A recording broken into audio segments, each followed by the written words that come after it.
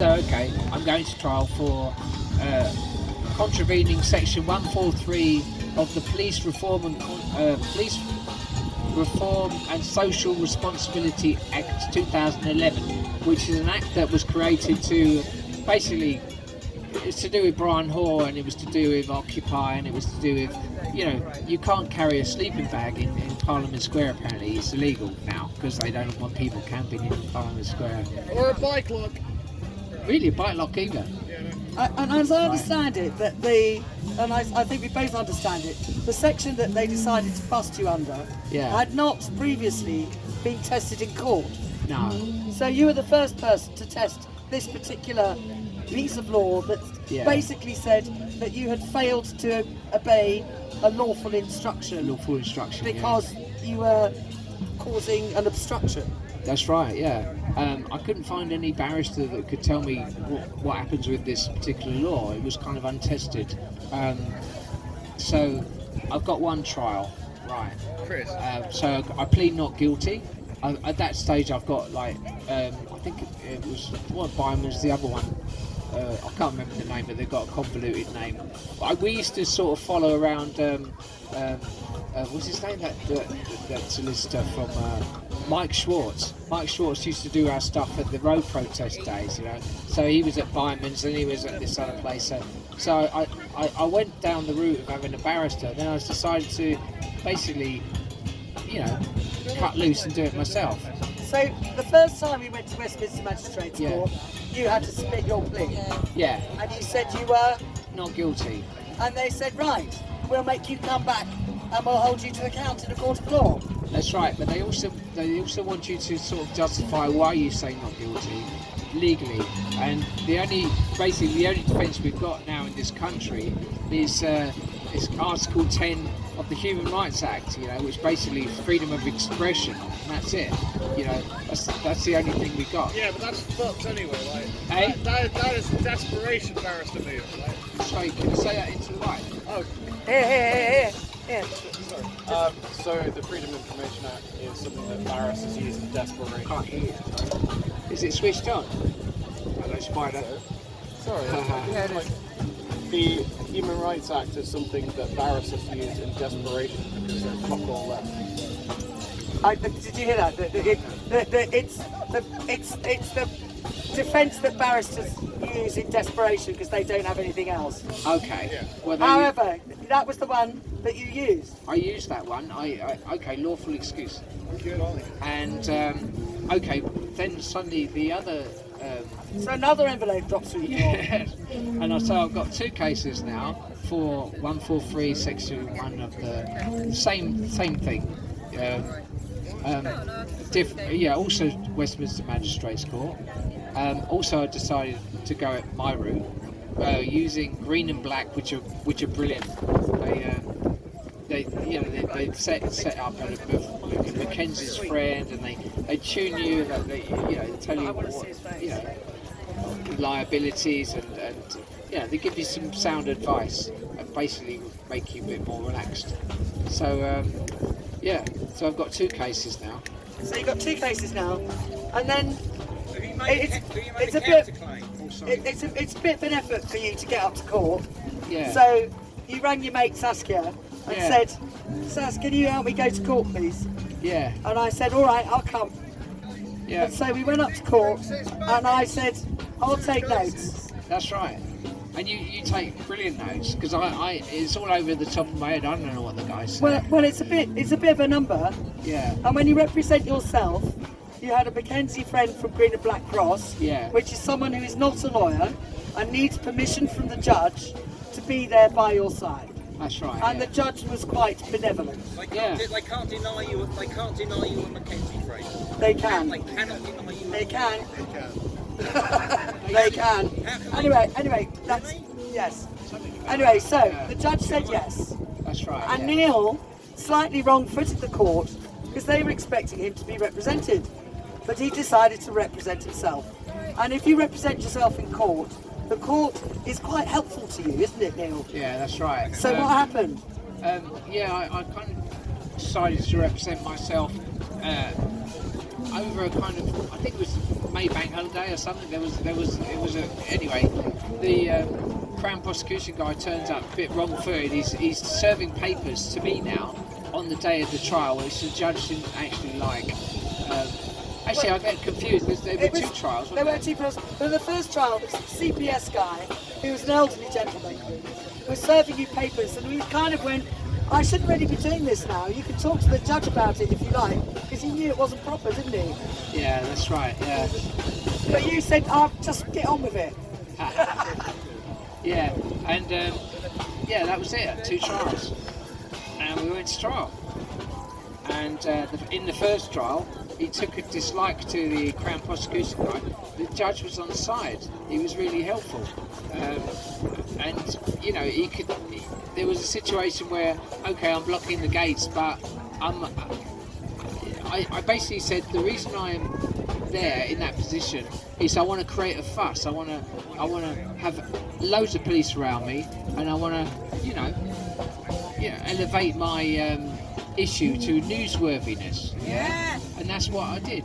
And there's no point in standing up the road, pavement over there, which the cop said, can't you stand over there? I said, no, I want to stand here. I mean, I'm going to sit here, yeah?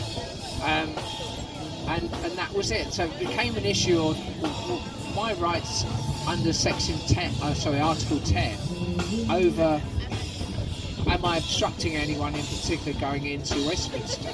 And are you failing to obey a lawful instruction? Yeah. But what was really interesting was that the judge started cross-examining the police kind of on your behalf. Yeah.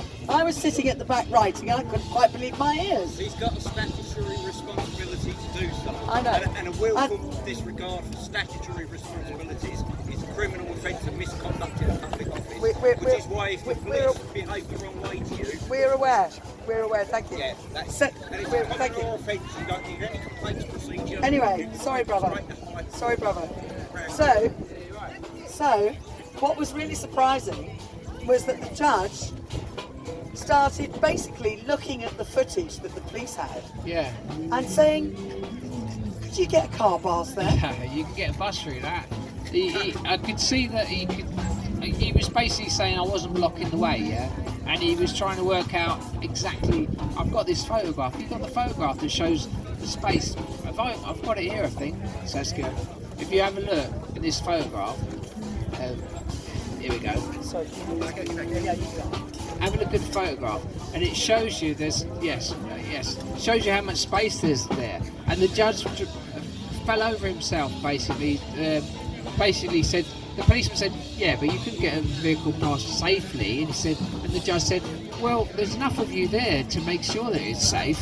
And he was just totally on side. And by which time I kind of knew that he was, yeah. So, after several hours, the police were very nice, and we were quite lucky because they weren't Westminster police, so they didn't really know what the fuck they were doing. Yeah. And they were very taken by you, and they really didn't want to arrest you. And everyone was very nice to you, and you were very polite. And then we adjourned for lunch, and we came back, and we were pretty sure that Neil would get found guilty, because that's what they do. And then what happened?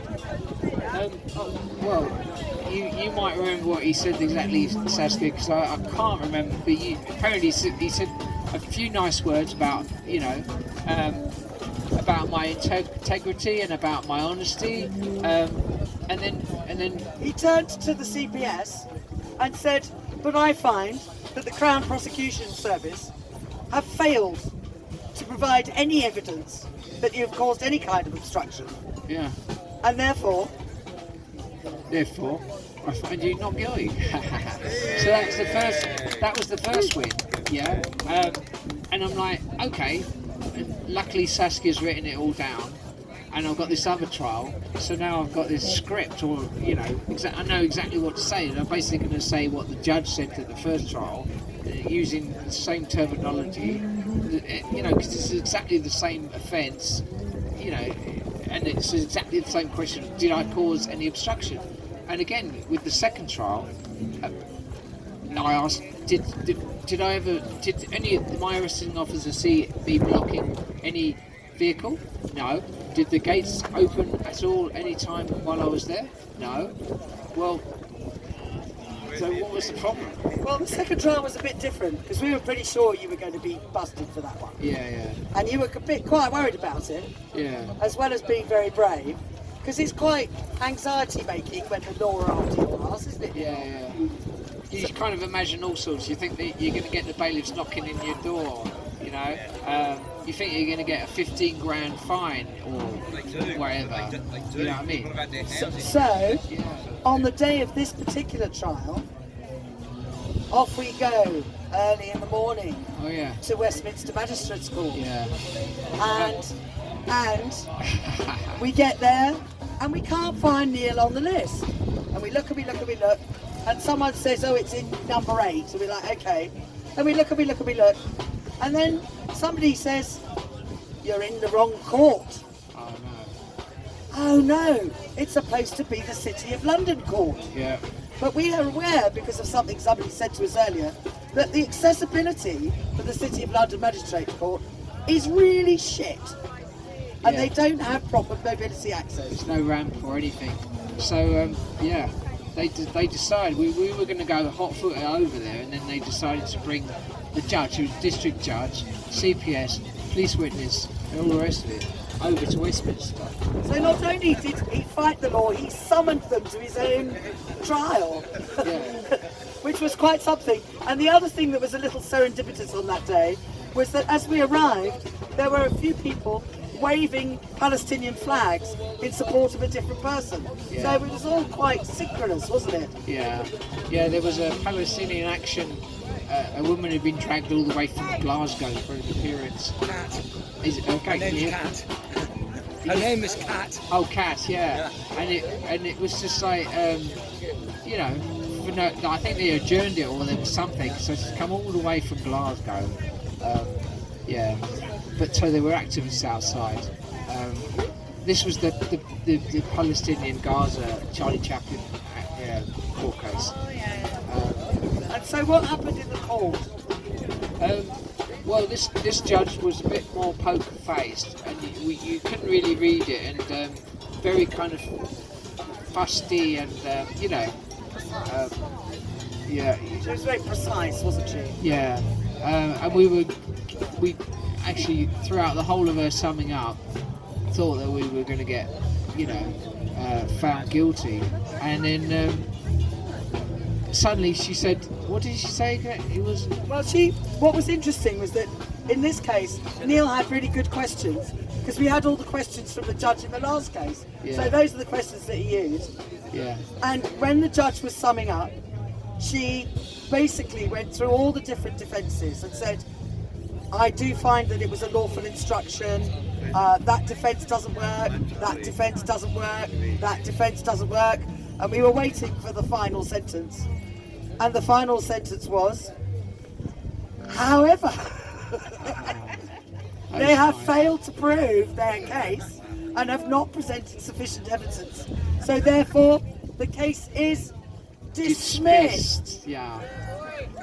Whereupon I wasn't. And Neil's satisfied. Neil's a bit of a naughty boy, so he pipes up. Sorry, Judge. Would you mind saying the words "not guilty"? Because so she dresses it all up. It says the same thing, but she finishes by saying, "What did she say? Not." She said blah blah blah. Therefore, the case is dismissed. And she kind of didn't say it, but she was looking at you like, I will indulge you. Yeah. And she looked down from on high and said, and therefore, Mr. Goodwin, I find you not guilty. Yeah. So that means that it never happened, as far as the law's concerned. It's yeah. Woo. So it remains the case that this particular clause of the law has now been tested in court twice by you. Yeah. And you've won. And the law lost. Yeah. Article 10 is basically, Article 10 is the one. I mean, anyway. So, what would you, now that you've done that and got over it, what would you say to everybody here? I would say, and particularly with the climate change one, I'd say should. Well, I won't be wasting time on legal stuff anymore. Yeah, I think we just have to get on with the business of climate change and the emergency ourselves and stop.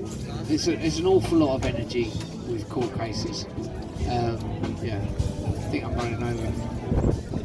Are we all right for time? Yeah. So, shall we see if there are any questions? Oh yes. If anyone's got a question, cheers. Watermelon! What's that? Oh, you. Watermelon! Ah, cool. He's eating a melon. More of a statement than a question. Any questions? I'm just looking around. James, you got any questions? Any questions? Well, Chris is the lawyer, so he might have a lot of questions. It's alright, you don't have to ask questions. It just. Otherwise, it's just me shouting and no one else says anything. Well, Neil, Right. you are a remarkable man. Thank you. I'm not unaccustomed to. That's why I'm a mime. You don't have to say much, right? So I'm not used to the verbals. So. You've done really well. Thank you you. so much. Oh, and I as his unpaid agent, I should add that Neil has got a book called Mind Wave, Oh yeah. which if you would like to purchase for what you think it is worth, he would be delighted for you to have. Yeah. This is when I was campaigning with Brian Hall back in 2006 in the protest exclusion zone. Yeah. Thank you. Thank you very much. Thank you. I felt like impaled now on the microphone. So thank you very much everybody for coming. Thank you Neil for your story. I hope people feel inspired and have fortitude, because if he can do it, bloody hell. We're all gonna fucking do it. We all can all play our part. It's a backhanded compliment there. It's a backhanded compliment.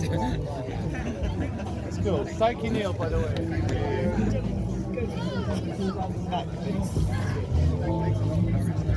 Would you remove Is that all? Yes.